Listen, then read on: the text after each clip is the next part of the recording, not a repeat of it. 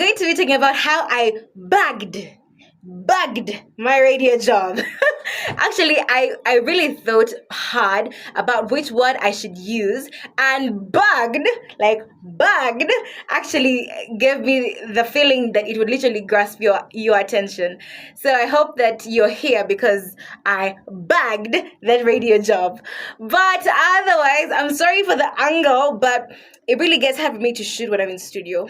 But it's the time I can get like a quiet time, and I am able to like be very focused on my storytelling, my story times. So guys, it all started when I was in my senior 6 vacation. I think I should remove my specs because it's creating a bit of like reflection. Yeah. So guys, done with the reflections, the distractions and all that. So basically how it all started was in my senior 6 vacation. I was looking for what I would be doing to keep myself busy. So that's when I decided to join Watoto Church, the senior 6 Vakis fellowship. And we called ourselves Crew. And it was a fun experience. Working with people of your age, fellowshipping with them, having fun with them, attending events with them is the best thing that can ever happen to you. So I was on the committee and I was in charge of events. Yeah, I was in charge of events. That means in charge of like organizing the spaces where we're going to be meeting, ensuring everybody is on time. And it was fun because I'm one person that enjoys organizing events, although they are the hardest things that you can ever do on a committee. But yeah, that's how I said it. So as one random day, I get a text from one of the people that was I think our team leader by then, somebody that was above us, taking care of us as the senior 6 Pakis fellowship crew.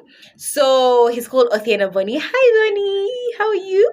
So he texted me, didn't call me, he texted me, and he asked me, so Hannah, would you be interested in being part of a radio live stream DJ mix show on Power FM? I'm like, yeah, like, are you even asking? Like, of course, that's a definite yes. So he's like, oh, cool, all right. And actually, he didn't even ask me like directly. He first asked me, he first said, so we are looking for somebody, proactive, somebody that is energetic, so I thought of you. And then, so would you like to be part of this live stream? I was like, yes! At that time, I didn't even like focus on the other good things he had said. I was focusing on like, they're going to be on the radio, live stream. It's going to be fun. It's going to be hip. Like, let's do this. So I prepared myself like crazy, but the good thing about it was that I was a guest on the show, so I didn't really have to be prepared. I just had to like get myself there and be honest and be like myself and all that. So the day came. It was a show called Block Party. If you know Block Party, it's one of the toughest shows on Power FM. So Block Party is basically a show with DJs, DJing, dancing, talking about, life. It's basically like a vibe show. Like, it's a vibes show because it happens also on Saturday.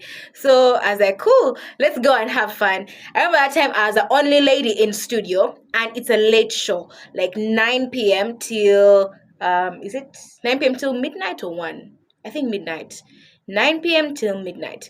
So do not even ask me how my dad accepted. If you know me, I have a very serious dad, a very tough dad. But that time, things were smooth. I was like, Daddy, I want to go for this show. It happens at 9 p.m. He's like, yeah, go. Like, what? I was like, really? Are you sure you're saying yes to me right now, or you didn't hear what I just said? But the guy was like so free. He's like, yeah, sure, like, go. And the crazy part about it is that in this time, I was having a serious decision clash with me. I had finished senior 6, my results were out, and now I was looking for what course to do. So I had 2 courses in mind. The first course was law, because back in high school, I was a good debater, good at speech, public speaking and all that. But in my heart I knew I didn't want to do law, but it was an option and a very visible option. So it was either law or do journalism, which I loved and I had no second doubts about. But at that time, I was still doubting. So of course, talking to my family, most of my family felt like I should do law because it's a bit safe and how African parents think about like law, medicine, which other course, engineering, like they would choose those courses over everything else. So I was like, well, okay, God, I need you to show me a sign. I need you to show me a sign that I should choose either law or journalism. Like, show me a sign. I was praying day and night, show me a sign. And this random day, Othieno Boni texts me and is like, would you like to be on this radio show? And I was like, wow. As a guest? Like, yeah. I was like, God, if this is not a sign, I don't know what is. But I was like, you know what? Take it slow, Hannah. This is just a guest thing. Like, it's not like official. So I was like, okay, fine, God. Give me another sign. So I went for the show. It was lots of fun. I think I'm going to share with you guys like a video because I remember that time I even live streamed on my Facebook. I remember I had issues with my Facebook at that time, but like those guys helped me like live stream. So I'm going to show you guys like a video of like me at that time. Like it was so much fun. I remember that time I also had like another friend of mine called Joshua Caleb. We're also in studio. I was shocked to find him there. But like, yeah, we vibed, we had fun. It was great. Had a great time. So I think I was picked in the morning. Or I left. Yeah, I was picked in the morning, got back home. So I was like, yeah, like everybody, like all my friends are like, oh my God, Hannah, we saw you on radio. Hey, we saw you in the live stream. My parents were super excited. They were on the whole night. In fact, my parents called the entire village to tune in to the live stream and watch me on radio. So I remember even I had like messages from like the UK, the USA, like family members, family friends. Like I felt so happy. Like it was so nice to have like your family support you on just such a small thing. So yeah, so I came back home. I was like, okay, that was a fun experience. Like, ha ha ha, that's the end of it. Like, bye. So I felt it was the end of it. But then I received a message from one of my friends and they're like, so there is this training happening at Power FM. Would you like to be a part of it? I was like, training?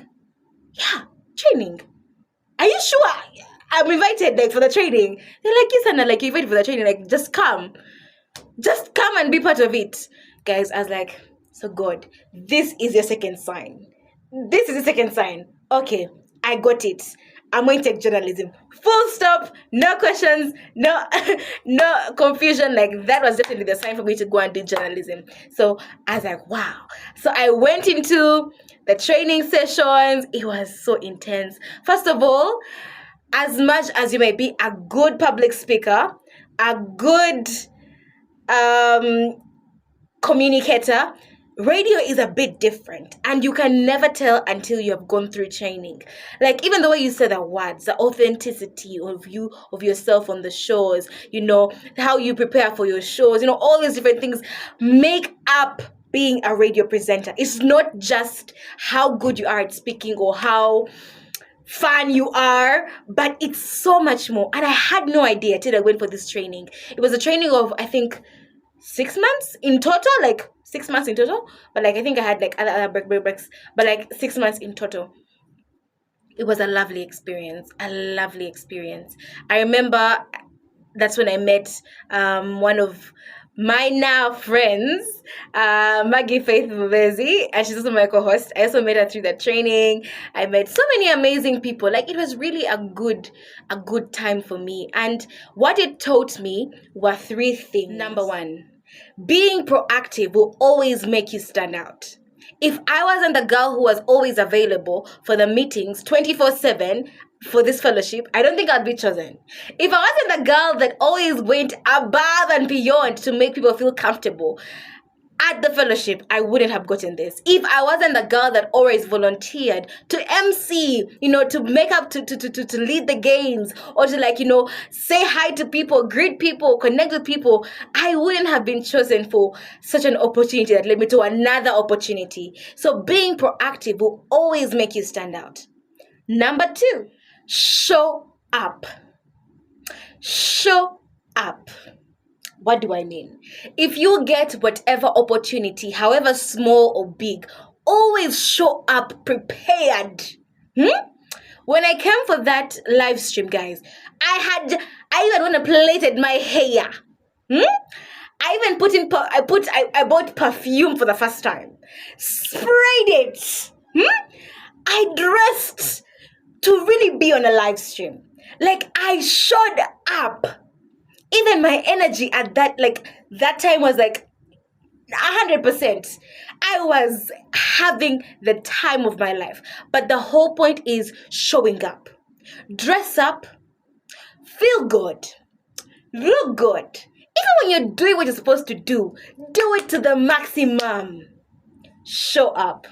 Number 3, be consistent. Be consistent, guys. So as much as I was given that opportunity to be trained for radio, if I wasn't consistent enough with the lessons, with the assignments, with the trainings, like, of course I would have been cut off from the entire process. And trust me, being trained for more than just a month, my friend, has got to be the toughest thing to do, because you are giving in your time, your energy, your creativity. You're doing the most to ensure that you're performing the best. But being consistent with that energy from the start till the end has got to be the hardest thing. But that is what kept me till the end. Consistency, guys. So consistent. So actually, even today, I was feeling like so tired. I've had a busy weekend, so I was feeling tired. Didn't have the energy to actually come and record a YouTube video. But consistency, I was like, what, if I'm not consistent with this content creation, like, am I really going to get anywhere with it? Like, no. So be consistent. If you began with 90% energy, go all the way till the end. That will set you apart from everybody else in the room. Be consistent. So after all the training, that's how I was given the opportunity to officially be part of the team here at Power FM, and it's been a lovely journey. So much to learn from, so many amazing people I've met, so many people I've been able to interview, so many chances I've been given to actually improve myself in this the area of media. And not just media, but even my walk with Christ has just been skyrocketed. I don't think there's anything better than starting off in the media industry than starting off at a radio station that is Christian based. Like, that for me has been the epitome of this entire experience. So I hope you picked a thing or two from this video, and maybe you too could be able to bag yourself that radio job. But for me, bye bye.